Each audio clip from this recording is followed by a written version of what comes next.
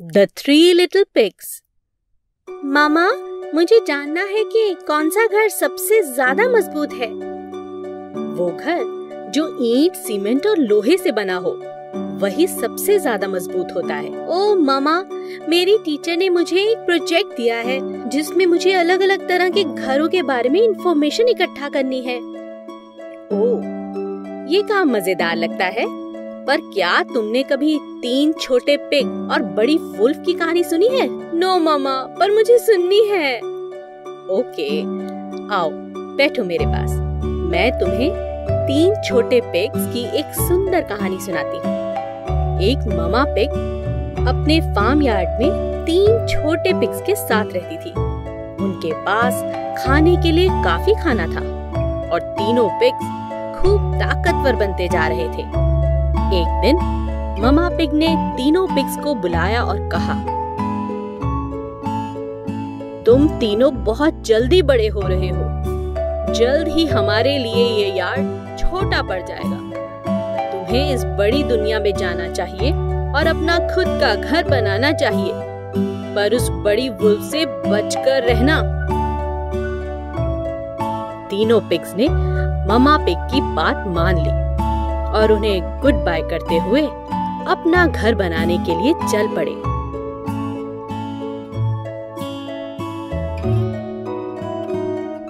रास्ते में उन्हें वुल्फ ने चुपके से देख लिया।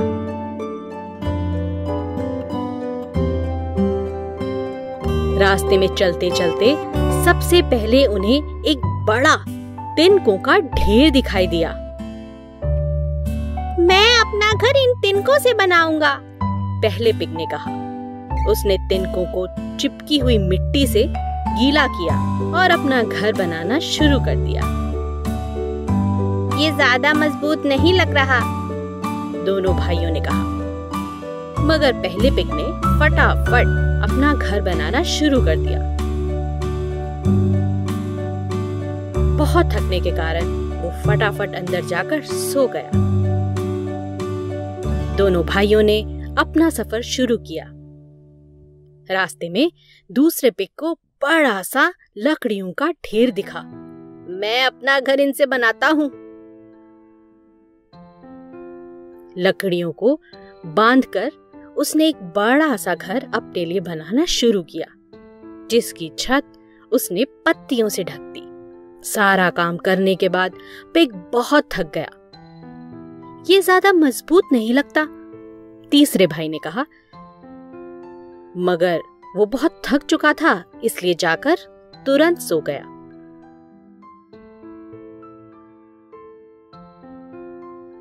तीसरे पिग ने अपना सफर शुरू किया। तीसरे पिग ने मजदूरों से ईंटें और सीमेंट लिया और एक पक्के घर को बनाना शुरू कर दिया। इसमें बहुत ज्यादा समय लगने लगा, मगर उसने हार नहीं मानी और घर को बनाता रहा। दोनों भाई उस पे हंसने लगे। हा, बहुत समय लग रहा है तुम्हारे घर पे, कब बनेगा ये? बेकार अपना समय खराब करते हो। मगर पिग लगा रहा और अपना सुंदर सा एक घर बना लिया। जब वुल्फ को पता चला कि तीनों पिग यहीं आसपास रहते हैं, वो पहले पिग के घर पहुंच गया। उसे खिड़की से देखा और सोचा, इसका नाश्ता आज करता हूँ, बढ़िया रहेगा।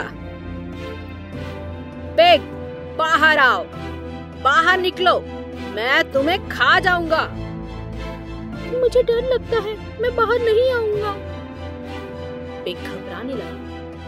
बाहर निकलो, नहीं तो मैं तुम्हारे घर को उड़ा दूंगा। मैं फूकूंगा और ये घर उड़ जाएगा। उसने जोर से फूंक मारी और घर उड़ गया। नन्हा सा पिग भागने लगा, वुल्फ के पीछे पीछे भागने लगा। वह अपने भाई के पास लकड़ी के घर में पहुंच गया। खोलो, दरवाजा खोलो, जल्दी खोलो, वुल्फ हमारा पीछा कर रहा है। दोनों भाई डरने लगे।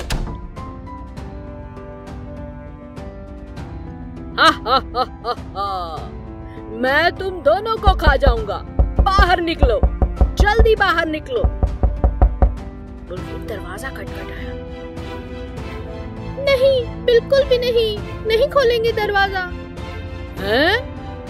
खोलो नहीं तो घर उड़ा दूंगा। मैं फूकूंगा और फूकूंगा और ये घर उड़ जाएगा। उसने जोर से फूंक मारी और वो घर उड़ गया। दोनों नन्हे पिग दुम दबाकर वहां से भागने लगे। दोनों भागते हुए अपने तीसरे भाई के पास पहुंचे, जिसका घर मजबूत था। जल्दी खोलो, जल्दी खोलो, जल्दी जल्दी खोलो, वुल्फ हमें खा जाएगा। वुल्फ हमारा पीछा कर रहा है। तीनों भाई डरने लगे, लेकिन वुल्फ वहां भी पहुंच गया।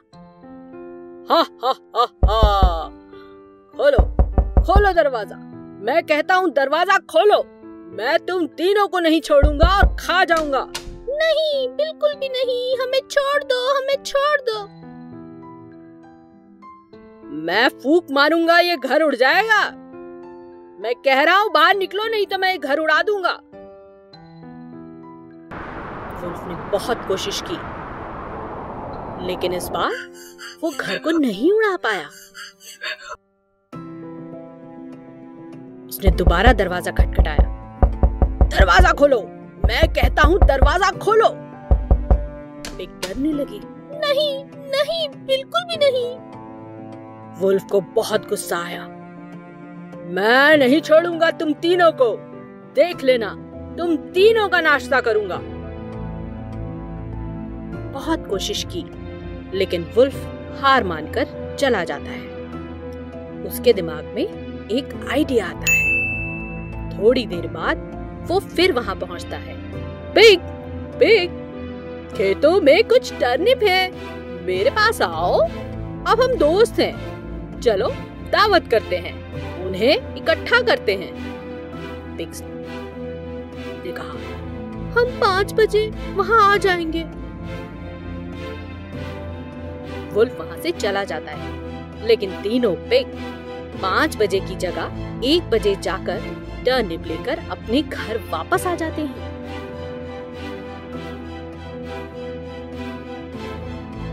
वुल्फ उनकी चतुराई देखकर गुस्से में आ जाता है और दोबारा एक आइडिया सोचता है। वहां तो बहुत सारे एप्पल्स थे ऑर्चर्ड में, हम तोड़ने चलेंगे। तीनों पिग ने फैसला किया कि अगले दिन वो जाकर एप्पल्स तोड़ेंगे। मगर सबसे छोटा पिग वहां से जल्दी ही चला गया। उसको आता हुआ वुल्फ ने देख लिया, क्योंकि वो पेड़ पर बैठकर उनका इंतजार कर रहा था। वुल्फ ने सोच लिया, इस बार वो पिग का शिकार जरूर करेगा। अचानक पेड़ से एक एप्पल नीचे गिरा। पिग समझ गया, वह भागने लगा। वुल्फ उसके पीछे भागने लगा। पिग खेतों के बीच में जाकर छुप गया। वुल्फ उसे ढूंढता रहा। पिग पेड़ों के नीचे से खिसकते खिसकते धीरे धीरे पूरा खेत क्रॉस कर लेता है और वुल्फ से बचकर घर पहुंच जाता है। इस बार वुल्फ को बहुत गुस्सा आता है। वो फिर एक आइडिया सोचता है और घर के ऊपर लगी चिमनी पे चढ़ जाता है। वो दोनों भाइयों को बुलाता है और कहता है, चलो जल्दी जल्दी,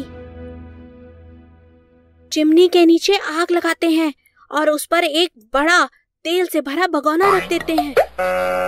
वुल्फ नीचे उतरता है और उस भगोने में गिर पड़ता है और उसका अंत हो जाता है।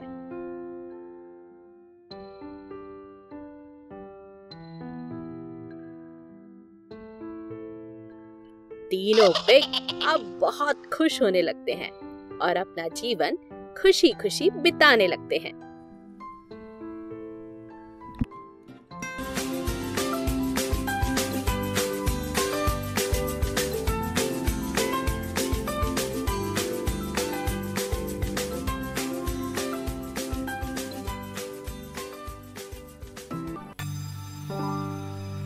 रानी, क्या तुमने अपना होमवर्क पूरा किया?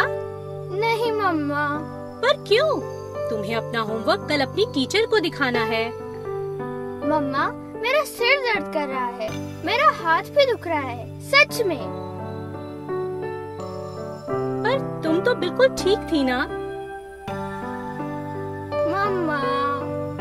काम टालने के बहाने मत बनाओ बेटा। मम्मा, मैं अपना होमवर्क बाद में कर लूंगी। शायद तुम्हें यह स्टोरी सुननी चाहिए। कौन सी स्टोरी मम्मा? The foolish donkey.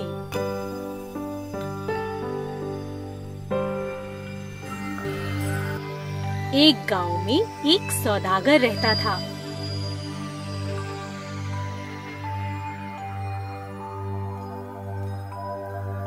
वह अपने गधे पर नमक की बोरियां रखता।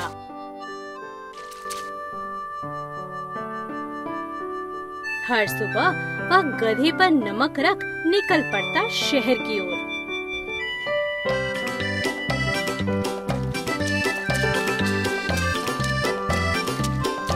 रास्ते में उन्हें एक नदी पार करनी थी। एक दिन गधा नदी में गिर गया और सारा नमक पानी में घुल गया और बोरियों की वजन कम हो गया। अगले दिन गधे पर और बोरियां रखी गईं। उसने सोचा, अगर मैं पानी में गिर जाऊं तो शायद इन बोरियों का वजन कम हो जाए।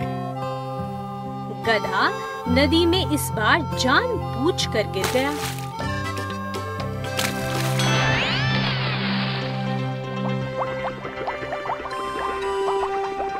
नमक नदी में घुल गया और बोरियों का वजन वापस से कम हो गया। गधा अब हर रोज ऐसा कर बोरियों का वजन कम कर अपना काम घटा देता। मैं कितना समझदार हूँ, मेरा जवाब नहीं। मैं अब इस सौदागर को आराम से बुद्धू बना सकता हूँ।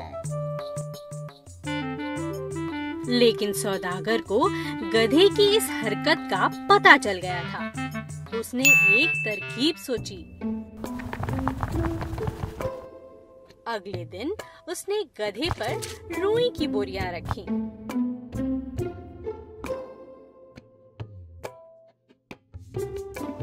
गधे ने उस दिन भी यही हरकत की और जानबूझकर पानी में गिर गया।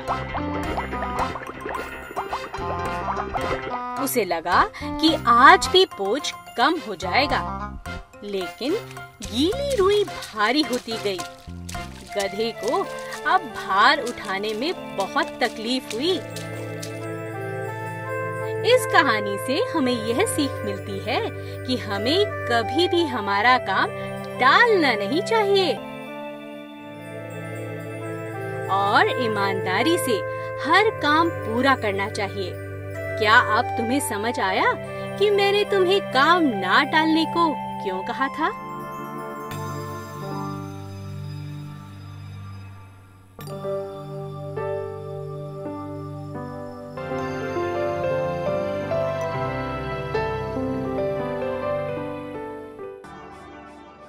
घने जंगल के बीचों बीच एक बड़ा सा तालाब था, जिसमें एक कछुआ रहता था।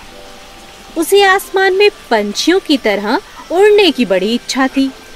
हर समय वह आसमान में उड़ने की तरकीब सोचता रहता।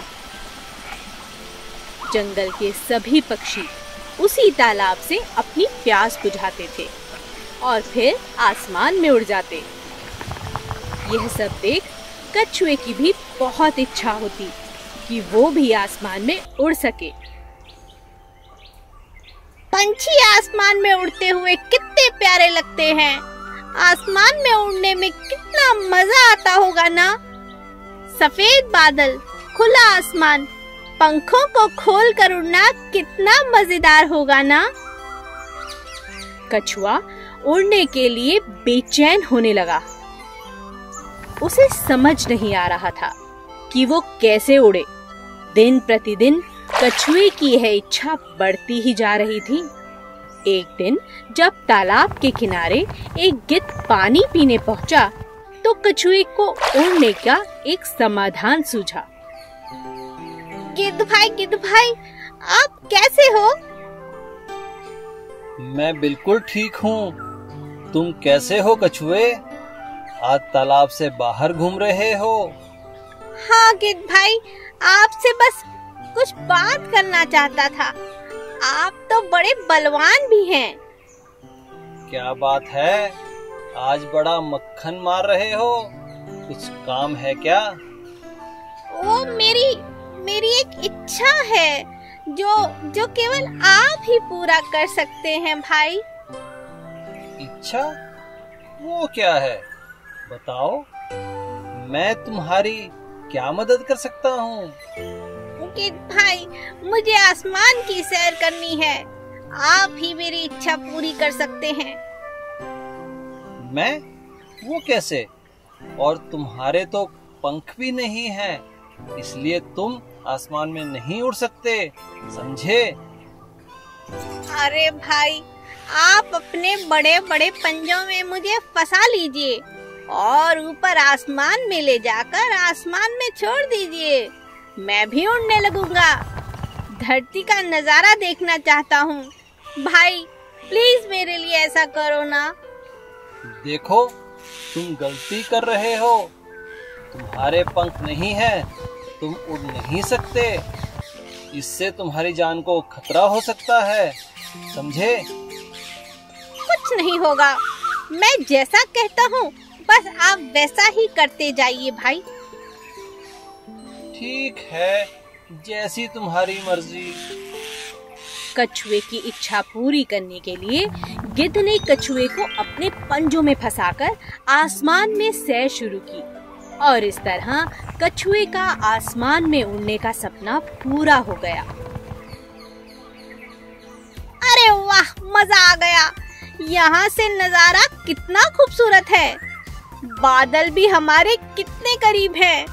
बस आप थोड़ा और ऊपर जाकर अपनी पकड़ ढीली कर दीजिए गिद्ध भाई, फिर मैं भी आसमान में उड़ने लगूंगा। देखो, मैं तुम्हें फिर समझा रहा हूँ, इससे तुम्हारी जान जा सकती है। आप बस अपनी पकड़ ढीली कर दीजिए और बाकी सब मुझ पर छोड़ दीजिए। घबराइए मत, फिर देखो मैं कैसे उड़ता हूँ। मुझे कुछ नहीं होगा। गिद्ध के लाख समझाने पर भी कछुआ नहीं माना। गिद्ध ने ऊपर जाकर अपनी पकड़ ढीली कर दी और कछुआ नीचे गिरने लगा। अरे वाह, मजा आ गया। मैं भी उड़ने लगा। बहुत मजा आ रहा है। अरे अरे ये क्या मैं तो गिर रहा हूँ। अरे गिद्ध भाई, बचाओ बचाओ, मुझे बचाओ। वही हुआ जो गिद्ध ने सोचा था। कछुआ बिना पंखों के भला कैसे उड़ता। अरे ये मैंने क्या किया।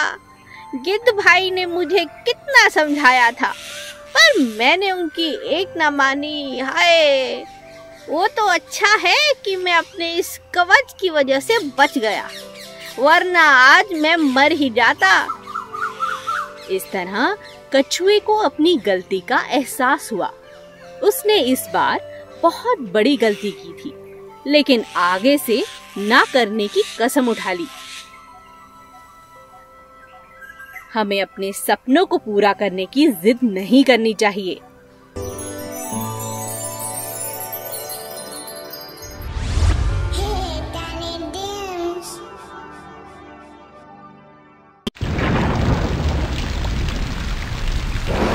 अरे गौरव, चलो चलो जल्दी ऊपर आ जाओ, बाहर बारिश हो रही है।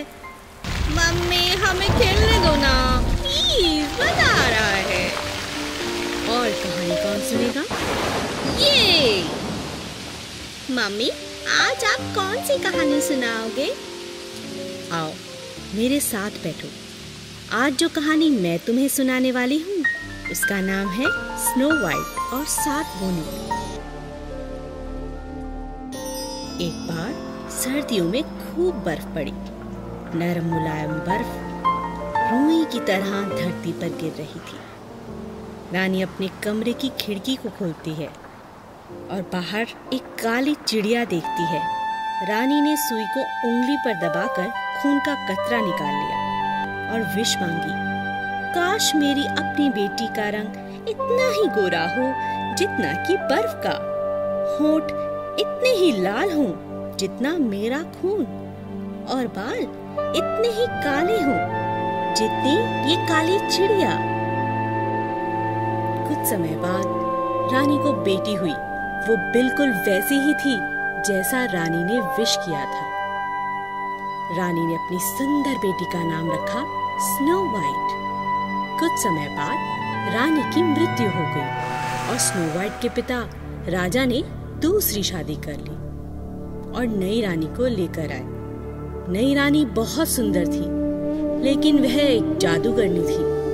हर रोज वह अपने जादुई शीशे से बातें करती और पूछती, शीशे शीशे सच बताओ, सबसे सुंदर कौन बताओ? और शीशा जवाब देता, तुम ही सबसे सुंदर रानी, तुम ही सबसे सुंदर।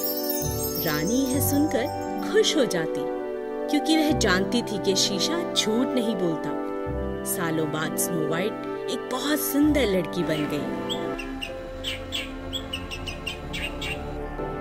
एक दिन रानी ने फिर से शीशे से पूछा, शीशे शीशे सच बताओ, सबसे सुंदर कौन बताओ? तुम ही सबसे सुंदर रानी, इसमें कोई शक नहीं, लेकिन अब स्नो वाइट तुमसे भी सुंदर, सुनो सच यही। रानी स्नो वाइट से जलने लगी और गुस्से से लाल हो गई। रानी ने स्नो वाइट को जान से मार डालने का सोचा। उसने अपने सिपाही को बुलाकर जंगल में ले जाकर स्नो वाइट को मार डालने को कहा और वापसी में स्नो वाइट का दिल लाकर देने को कहा, जिससे रानी को विश्वास हो जाए कि स्नो वाइट मर चुकी है। नहीं जा सकता, मैं तुम्हें यहीं जिंदा जंगल में छोड़ देता हूँ, लेकिन वादा करो तुम वापस महल कभी नहीं आओगी। स्नो वाइट ने सिपाही की बात मान ली। सिपाही स्नो वाइट को जंगल में अकेला छोड़ चला गया और रास्ते में एक हिरन का शिकार कर उसका दिल लेकर रानी के पास पहुंचा। रानी को कहा कि यह स्नो वाइट का दिल है। स्नो वाइट जंगल में अकेली भूखी प्यासी भटकने लगी। चलते चलते उसने एक छोटा सा घर देखा।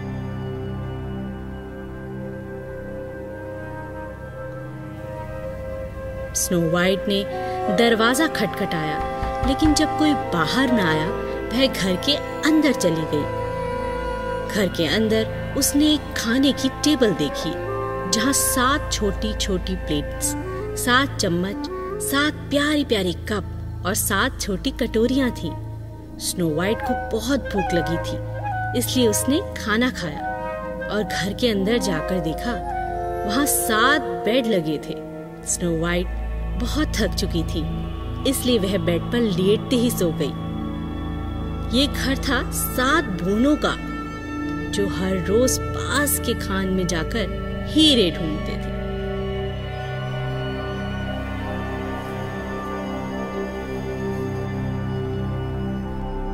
जब वे रात में घर पहुंचे, उन्होंने देखा कोई घर में घुसकर उनका खाना खा चुका है। जब वे अंदर गए, उन्होंने एक सुंदर लड़की को देखा। ये सुंदर लड़की कौन है? जब स्नो वाइट उठी, उसने 7 बोनों को अपने बारे में बताया।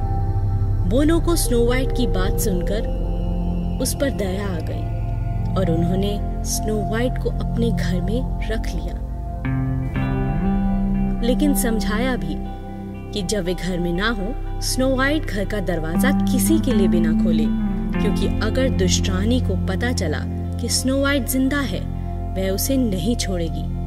स्नो वाइट खुशी खुशी बोनों के साथ रहने लगी। एक दिन फिर रानी ने जादुई शीशे से पूछा, शीशे शीशे सच बताओ, सबसे सुंदर कौन बताओ? शीशे ने जवाब दिया, तुम ही सबसे सुंदर रानी, तुम ही सबसे सुंदर। लेकिन स्नो वाइट सबसे सुंदर, रहती है 7 बोनों के घर। रानी गुस्से से पागल हो गई और समझ गई कि सिपाही ने उसे धोखा दिया है। अब रानी ने स्नो वाइट को खुद ही खत्म करने का सोच लिया। रानी एक बुढ़िया का भेष बदलकर जंगल में पहुंची और बोनो का घर ढूंढ लिया। स्नो वाइट खिड़की के पास बैठी थी। क्या तुम कंघी खरीदना चाहती हो? तुम्हारे बाल संवार दूं, आओ। स्नो वाइट बोनो की बात भूल चुकी थी। बुढ़िया को घर के अंदर आने को कहा। आओ, मैं तुम्हारी कंघी कर देती हूँ। कंघी में जहर लगा हुआ था। स्नो वाइट जमीन पर कंघी लगते ही बेहोश होकर पड़ी।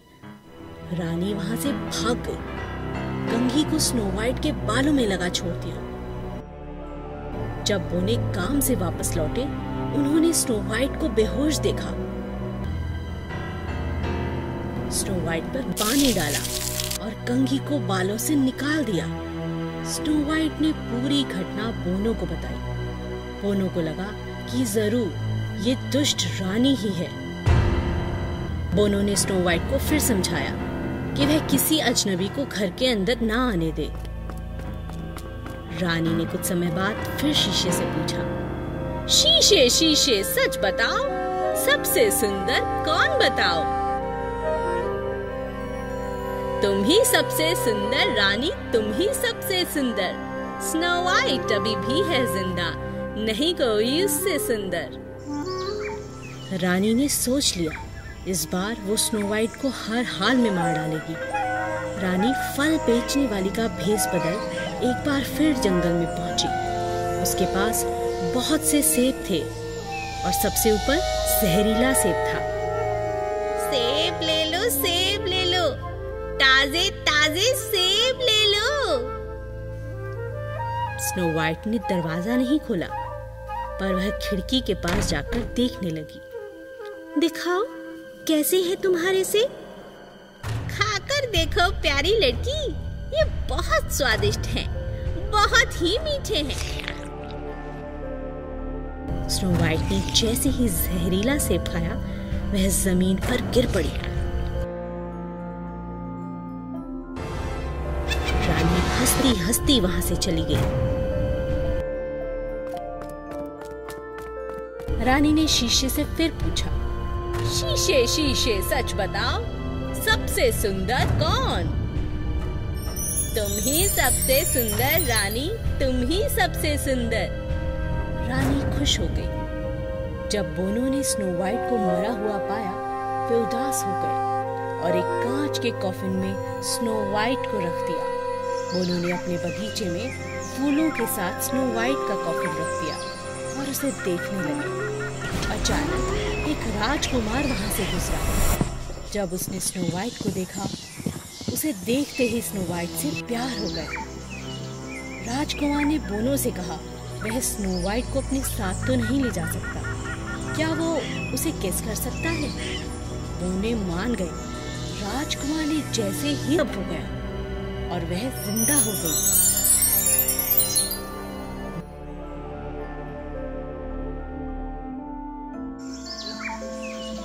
बोने खुश होकर उछलने लगे। राजकुमार ने स्नो वाइट से शादी कर ली। फिर एक दिन रानी ने शीशे से पूछा, शीशे शीशे सच बताओ, सबसे सुंदर कौन? तुम ही सबसे सुंदर रानी, तुम ही सबसे सुंदर। लेकिन रानी स्नो वाइट तो है सबसे सुंदर। दुष्ट रानी ने गुस्से में आकर शीशे को तोड़ दिया। राजा को पता चल गया कि रानी ने ही स्नो वाइट को मारने की कोशिश की थी। स्नो वाइट 7 बोनों को अलविदा कह के वहां से चली गई। स्नो वाइट और राजकुमार ने शादी कर ली और खुशी खुशी रहने लगे।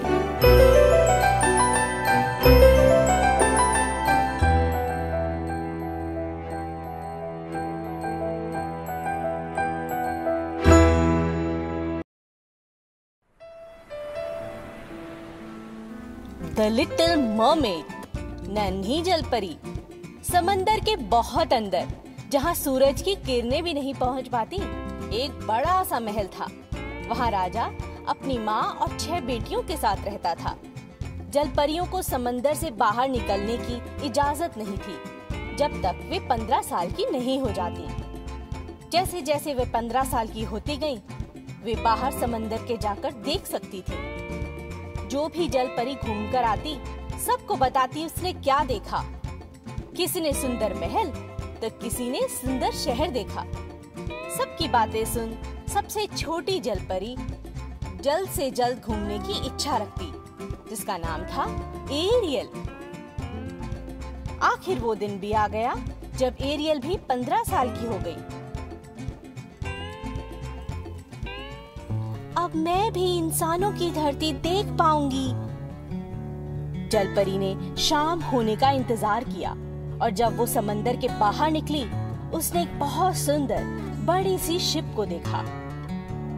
मुझे सुंदर शिप को पास से देखना चाहिए, नन्ही जलपरी ने अपनी सबसे अच्छी सहेली से कहा।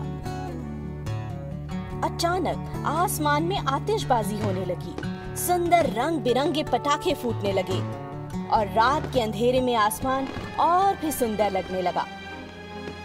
मुझे जानना है, ये क्या सेलिब्रेट कर रहे हैं?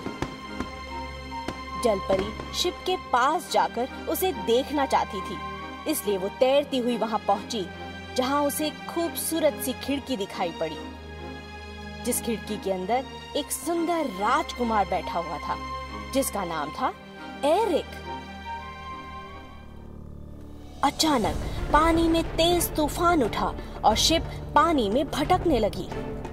तेज तूफान और बिजली की गड़गड़ाहट देख जलपरी हैरान रह गई।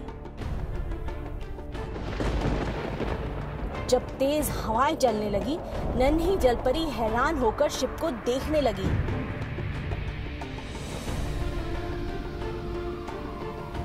तभी जलपरी अचानक देखती है कि समंदर में राजकुमार गिर पड़ा है।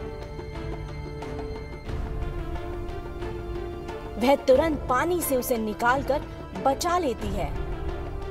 राजकुमार बेहोश होता है। वह उसे समंदर के किनारे ले जाती है।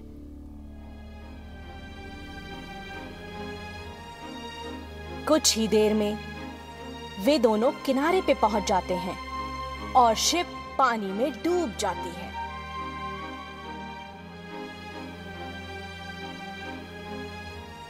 नन्ही जलपरी ने राजकुमार की जान बचा ली, लेकिन जैसे ही राजकुमार को होश आया, वह समंदर की लहरों में गायब हो गई। उसी समय एक लड़की वहां से गुजरती है और वह राजकुमार को देख उसकी मदद करती है और अपने साथ ले जाती है।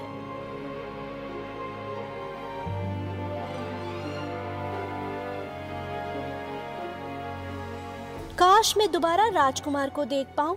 वह तो यह भी नहीं जानता कि मैंने उसकी जान बचाई है।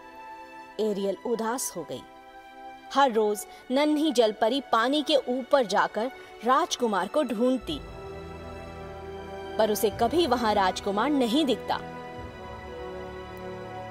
एक दिन महल के पास एरियल ने दोबारा राजकुमार को देखा। उसके बाद वह हर रोज उसी जगह आकर राजकुमार को देखने लगी। एक दिन नन्ही जलपरी ने अपनी दादी से पूछा, क्या इंसान हमेशा जिंदा रहते हैं? नहीं बेटी नहीं, उन्हें मरना पड़ता है, लेकिन हमारी तरह उनकी आत्मा अमर है जो हमेशा रहती है, दादी ने कहा। उसके बाद नन्ही जलपरी ने सोच लिया कि वह इंसान बनना चाहती है।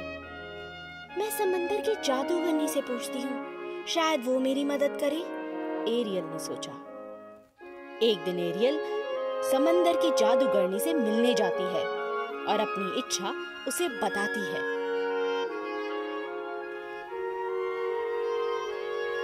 अच्छा, तुम राजकुमार से प्रेम करती हो, इसीलिए इंसान बनना चाहती हो। मैं तुम्हारी मदद करूंगी। बदले में तुम्हें मुझे अपनी आवाज देनी होगी। जादूगरनी ने कहा। एरियल मान गई क्योंकि वो जल्द से जल्द इंसान बनना चाहती थी। जादूगरनी ने नन्ही परी को जादुई पुड़िया दी और कहा, इसे खा लो, तुम इंसान बन जाओगी। लेकिन याद रखना, अगर राजकुमार ने तुमसे शादी नहीं की तो तुम मर जाओगी। एरियल खुशी खुशी तैरती हुई समंदर के किनारे पहुंची और जादूगरनी की दी हुई पुड़िया को खा लिया। अचानक उसके शरीर में तेजी से हलचल हुई और वह बेहोश हो गई। जब एरियल को होश आया, उसने खुद को राजकुमार के महल में राजकुमार के ठीक सामने खुद को पाया। राजकुमार ने पूछा, तुम कौन हो?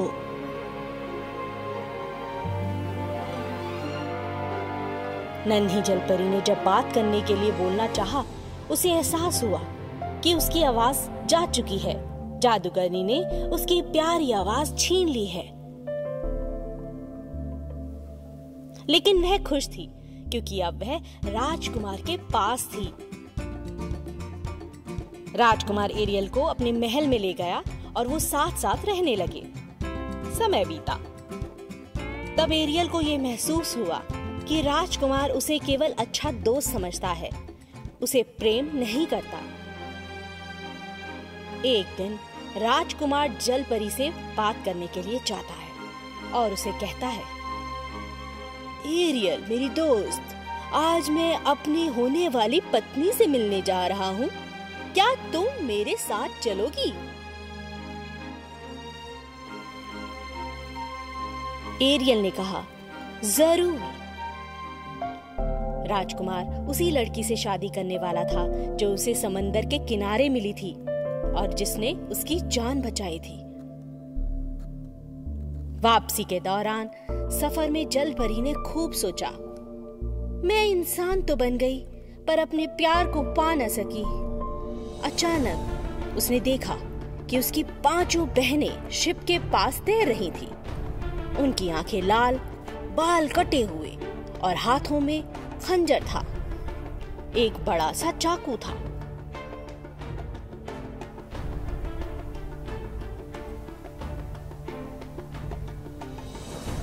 जलपरी हैरान थी। उसने उन 5 बहनों से पूछा, तुम सब यहाँ क्या कर रही हो? तुम्हारे बालों को क्या हुआ? एरियल, हमें जादूगरनी ने यहाँ भेजा है। बदले में वो राजकुमार को तुम्हारे द्वारा मरवाना चाहती है और ये काम तुम्हें करना होगा क्योंकि फिर तुम नहीं मरोगी, तुम हमारे पास लौट आओगी। 5 बहनें एरियल को समझाती हैं। एरियल जैसे ही बड़ा चाकू लेकर कमरे में घुसती है, मैं राजकुमार को नहीं मार सकती। जैसे ही एरियल ने खंजर को फेंका, वह पानी में जाकर गिर पड़ा और अचानक पूरा पानी लाल हो गया। और इससे पहले कि 5 बहनें कुछ समझ पाती, एरियल समंदर में छलांग लगा देती है। लेकिन समंदर के अंदर जाने की बजाय वह समंदर से ऊपर उड़ने लगती है। एरियल को लगा वह ऊपर और ऊपर जा रही है, आसमान की ओर, हजारों परियों के पास। परियों से उड़ती हुई अपने आप को महसूस कर रही थी। आओ, तुम्हारा बादलों की दुनिया में स्वागत है। तुम यहाँ अपने अच्छे कर्मों के कारण आई हो। बादलों की परी ने कहा। छोटी जलपरी की दुनिया और खूबसूरत हो गई थी। वह खुशी से बादलों में उड़ने लगी। आखिर उसने राजकुमार से सच्चा प्रेम जो किया था